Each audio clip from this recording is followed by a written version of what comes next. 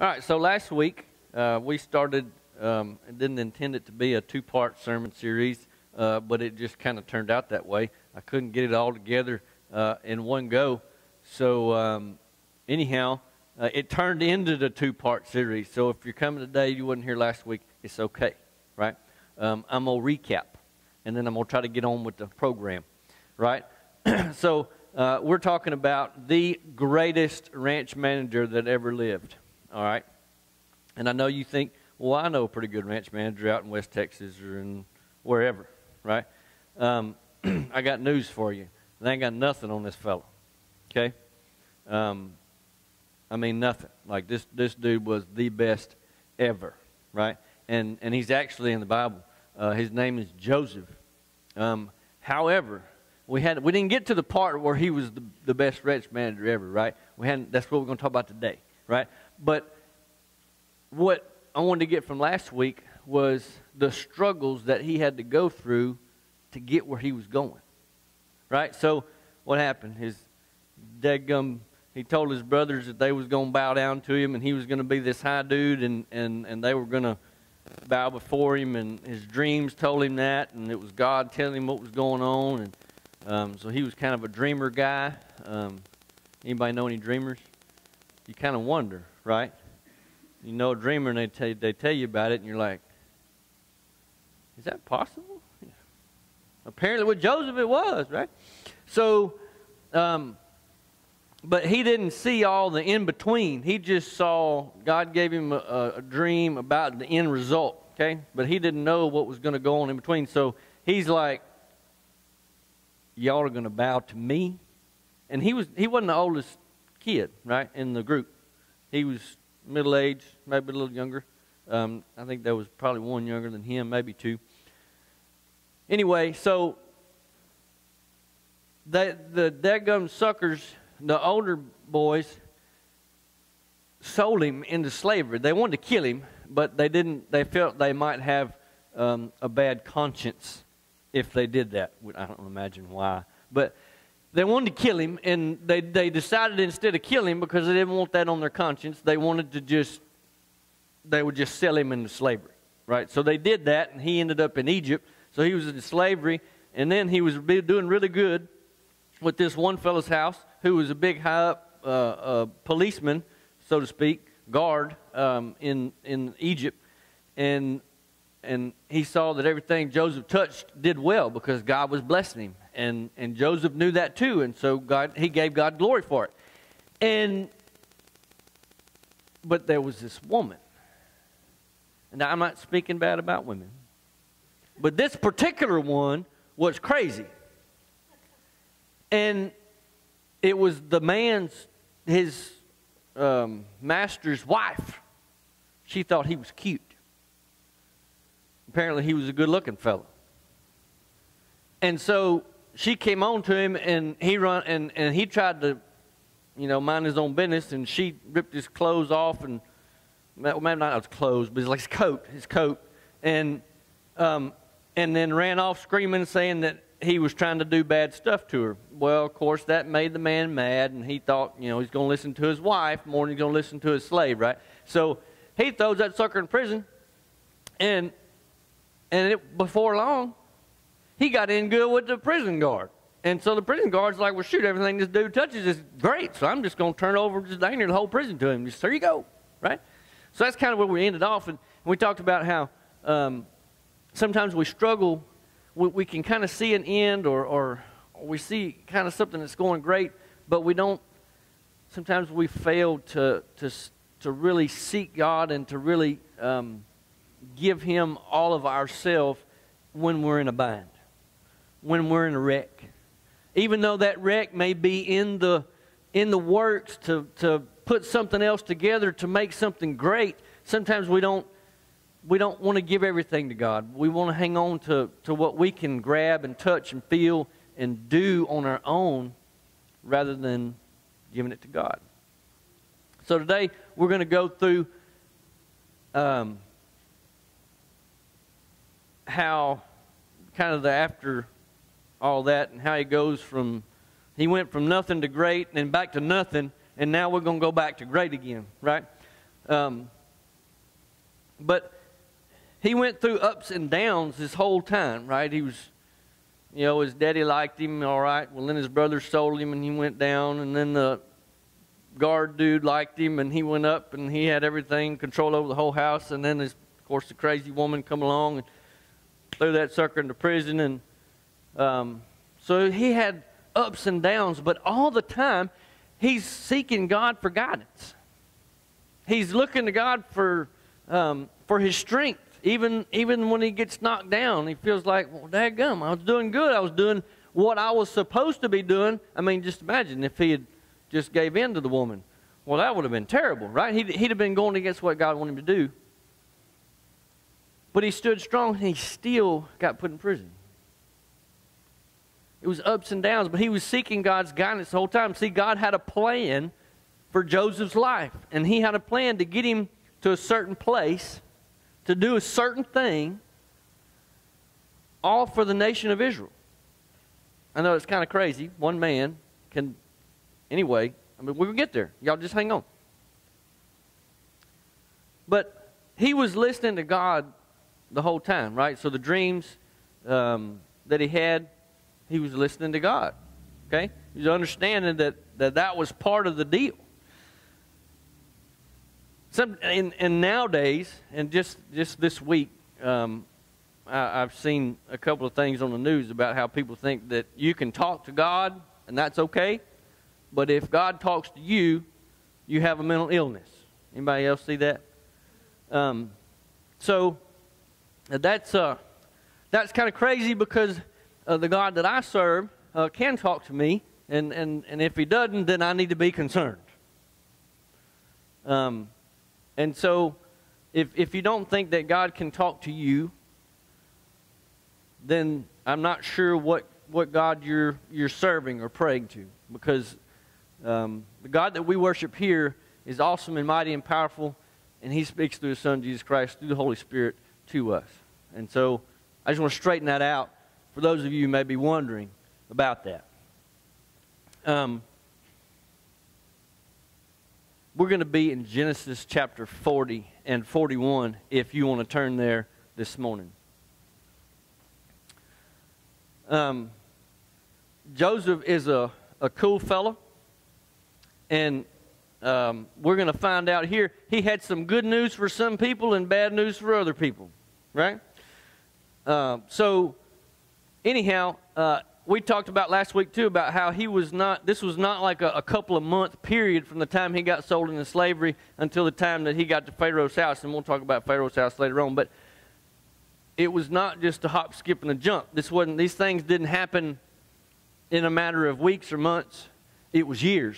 In fact, from the time that he became the big dog that he was going to be, to the time that he was sold in slavery, was actually about 14 years. So understand, it wasn't a hop, skip, and a jump. These things took years. It was not an overnight type of deal.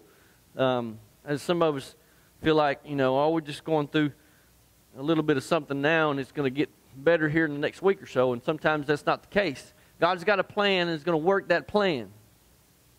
It's like we all make a plan. Do you ever make a plan for something, and then you get time to do it, and you throw the plan out the window, and you just do whatever? If you've ever worked cattle, that's usually how it goes. Very rarely does the first plan work. Usually you go to the first plan, and then you throw that plan out the window, and then you just make up stuff as you go. That's kind of how it goes. God don't do that, right? His plan is perfect, and it happens like he wants it to happen, and he does it how he wants us to do it, and everything works for the good of those who love him.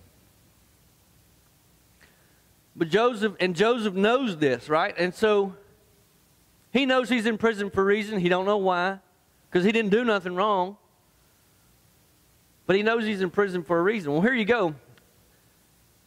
He's been in prison a while. It didn't say how many years or whatever. It just said he was been there a while. But in chapter 40, verse 5 through 8, says, while they were in prison, Pharaoh's cupbearer and baker each had a dream one night, and each dream had its own meaning. when Joseph saw them the next morning, he noticed that they both looked upset. He said, "Why do you look so worried today?" he asked them. And they replied, "We both had dreams last night, but no one can tell us what they mean." "Interpreting dreams is God's business," Joseph replied. "Go ahead and tell me your dreams." So Joseph knew that God was with him, right? He'd already figured that out a long time ago because he'd put him in places where he needed to be when he needed to be there, right? Joseph knew that God was with him because everything he touched succeeded in all the places that he had been, right? Even though he had gotten thrown into slavery or sold into slavery, and even though he had been put in prison because the crazy lady just didn't like him, or didn't like that he didn't like her maybe, but he knew God was with him. And so these guys are like, "Hey, look, we had these dreams and we don't know what they mean. And we know they mean something, but we don't know what they mean, and we'd really like to know." And Joseph straight up tells him he's not scared to tell people about God. He says, "Well, interpreting dreams is God's business. And so you can tell me, and I'm going to let God interpret."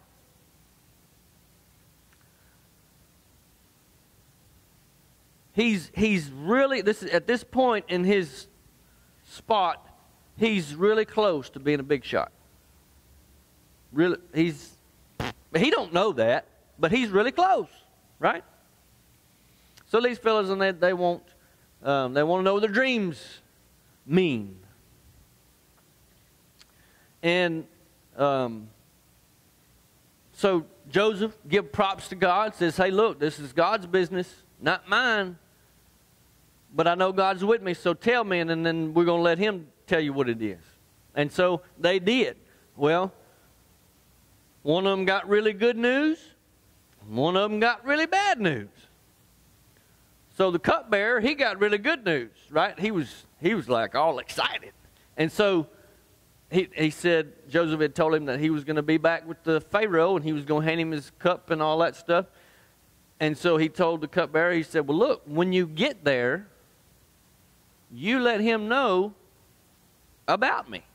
Put a good word in for me." It's pretty much what he said, right? So when you get to Pharaoh, see if you can put in a good word for me and get me out of this prison. I'd really like to be out, you know. Well, the other fellow was the chief baker, and he didn't get good news at all. In fact, he's told him that in 3 days' time he was going to be impaled on a pole. And sure enough, that's what happened.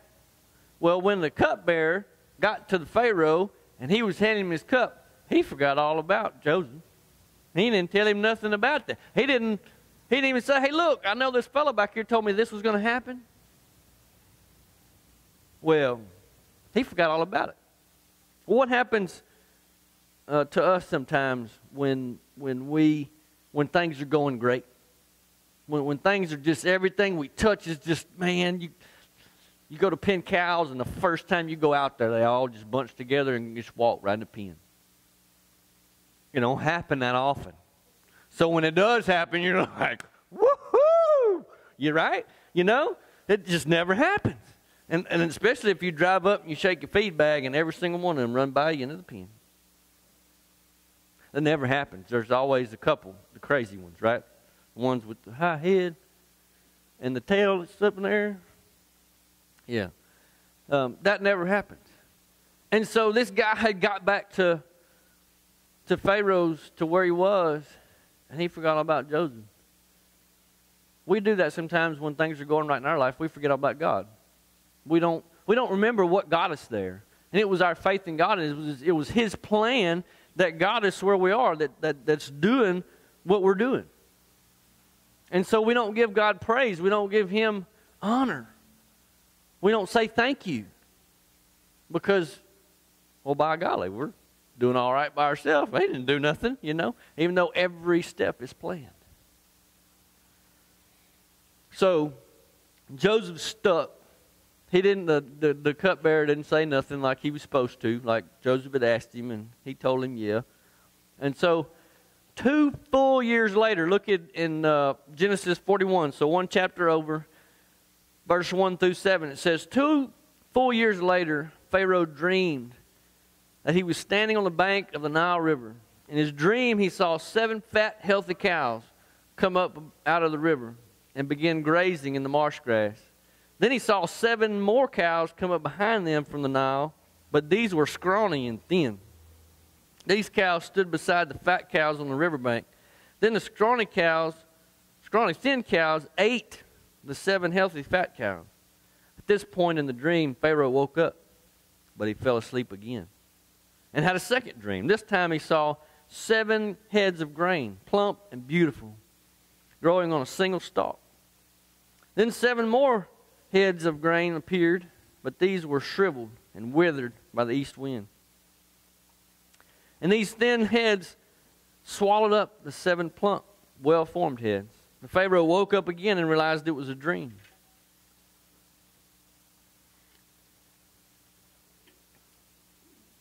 So God was showing Pharaoh what was going to happen. The only problem was Pharaoh didn't know how to take it.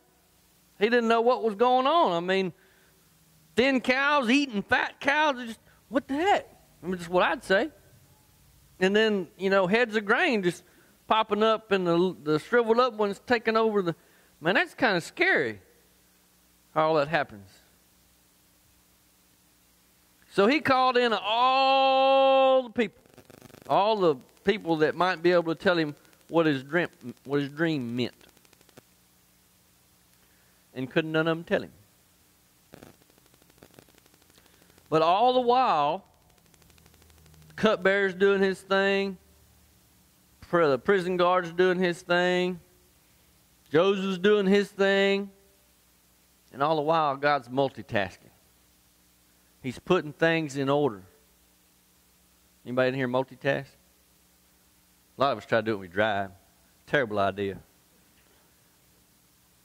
God's multitasking. He's putting things in order like he's always doing. I can imagine multitasking like on God level, right? But he's multitasking. He's setting all these things in motion in order to get Joseph where he needs him to be in order for the next thing to happen. But all the while, even in every case, Joseph has said, this is God's deal, not mine. God's doing all this, not me. I'm just doing what he wants me to do. Telling people what he wants me to tell them. So finally, after exhausting his professional dream sayers or whatever, all over the kingdom, the cupbearer, dummy, finally comes up and says, hey, look, there was a fella back in prison, a little Hebrew kid, back when you had me thrown in prison, and told me and the cake man, the baker dude, that we had dreams, and he told us exactly what was going to happen, and they happened just like he said. Well, Pharaoh said, bring him to me. What's taking you so long? 41:14 through 16. Pharaoh sent for Joseph at once. He was quickly brought from the prison. After he shaved and changed his clothes, you can't be before Pharaoh if you're dirty, right? So he had to shave, change his clothes. He had to look nice. He went in and stood before Pharaoh. Then Pharaoh said to Joseph, I had a dream last night, and no one here can tell me what it means. But I have heard that when you hear about a dream, you can interpret it. It is beyond my power to do this, Joseph replied. But God can tell you what it means and set you at ease. God was getting Joseph out of prison. He could have very easily said, oh yeah, I told them what their dream meant. I can sure as heck tell you what yours means. Right? Because that's kind of how we want to do. God's given us this gift, and so we've figured out how to use it, and so now, by golly, it's my gift. I'm going to use it. We'll get it done, right? Instead of saying, you know what, it's not mine. We forget that the things that we have are a gift from God. When he brings us up, when he sets us up where he wants us to be. And when his plan's unfolding, sometimes we think it's our plan. We did all that because we have the strength to do it, right? We can hold the world up all by ourselves. But God had this plan going, and Joseph knew that, and Joseph gave him the glory for it. And he pointed to everything that people wanted to throw on him, he pointed it to God. He said, hey, look, it's not about me. God's the one doing this. He's just doing it through me. He chose me for whatever reason. I'm sure he probably thought that when God, why in the world did you pick me to do this? But either way, he said, you know what? This is what God's got for me. This is what I'm going to do. So, I'm paraphrasing a lot today, all right? I hope y'all realize that. So, after Joseph tells him that, you know, God's going to do it, but come on, he tells him exactly what the dream meant. And not only did he tell him what the dream meant, which meant it meant that it was going to be 7 good bumper crop years, and then it was going to be 7 years of famine. So they was going to have 7 super good years, and then there was going to be 7 years that they wished they were dead, right? And so God was getting them ready, prepared for the 7 bad years. And so Joseph even told them, okay, this is what's going to happen. God showed you already you're going to have 7 good years and you're going to have 7 bad years. So what you need to do, and he told them exactly what they needed to do. You need to take out so much every year for this 7 years so that you'll have plenty for the 7 years of famine. Told them exactly, I mean, like, put a pin on it, right? Count the grain as it goes in, right? So, verse 39 through 40 and 41, Genesis 41 says, Then Pharaoh said to Joseph, Since God has revealed the meaning of these dreams to you clearly, no one else is as intelligent or wise as you are. You will be in charge of my court, and all of my people will take orders from you. Only I, sitting on my throne, will have a rank higher than yours. This sucker went from being in prison, a slave, not just a prisoner, he was a slave, which is about as low as you can go. He was a slave in prison, which is really as low as you can go, right? He's gone from that to second in command in the entire nation of Egypt.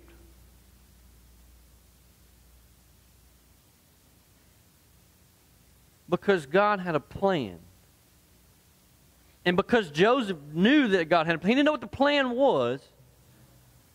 He didn't know how he was going to get from point A to point B. He just knew there was a point B. And he knew he was at point A. He trusted that God would handle everything. And every time anybody tried to give him props and say, oh, somebody tells me that you're the man, he says, I'm not the man. God is the man. He's just working through me.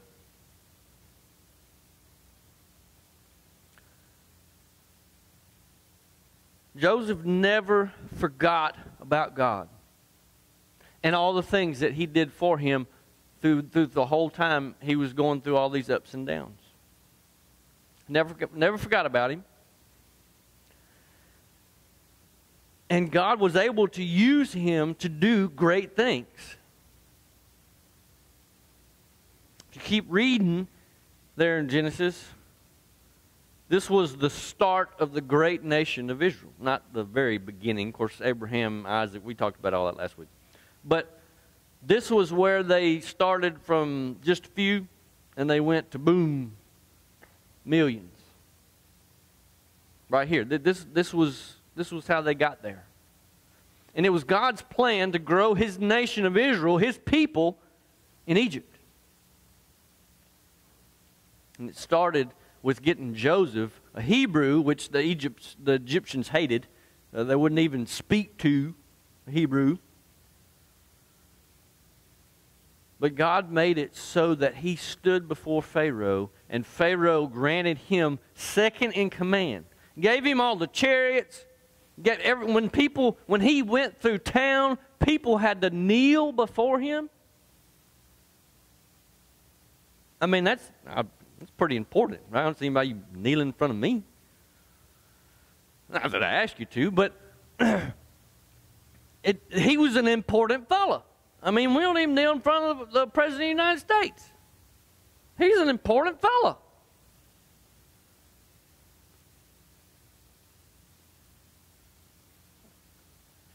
God had a plan.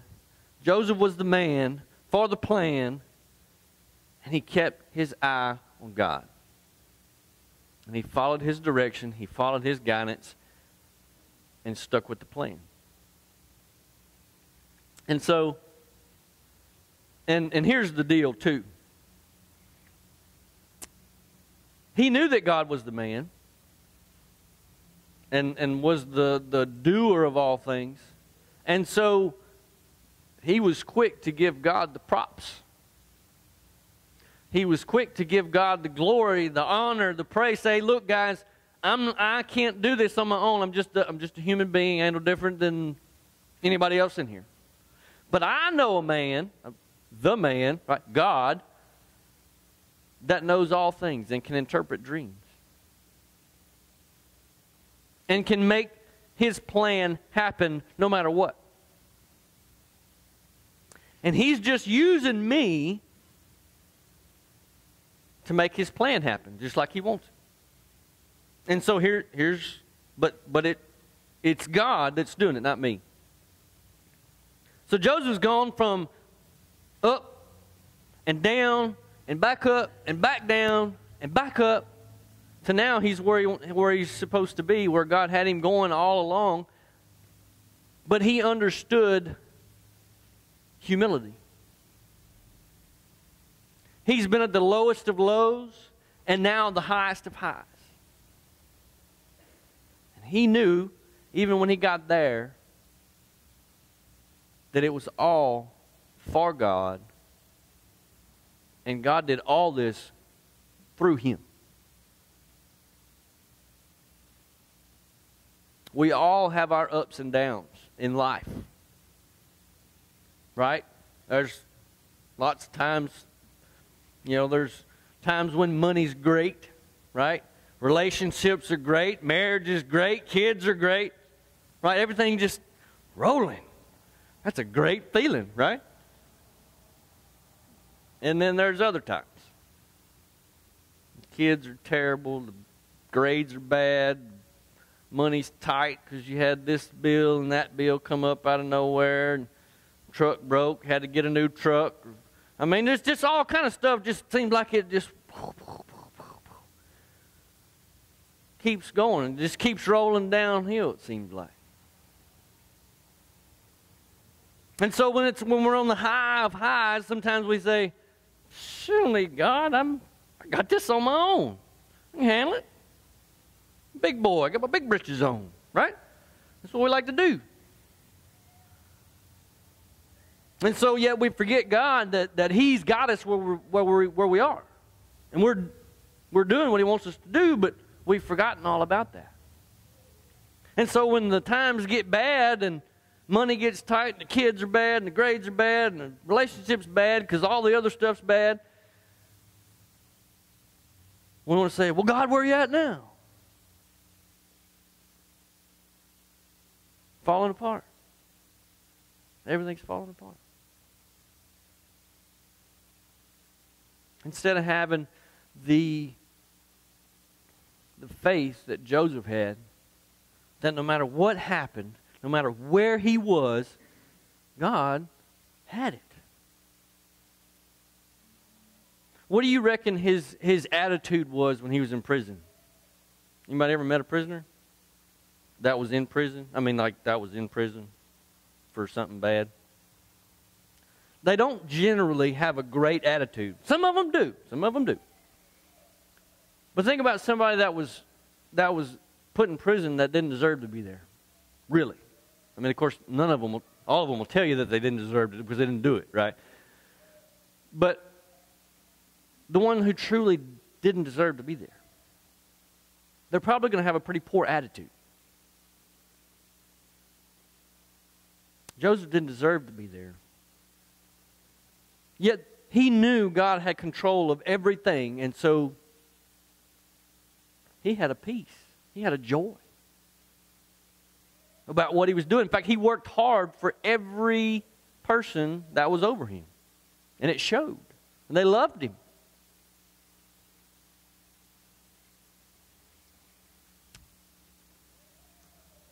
Where are you today?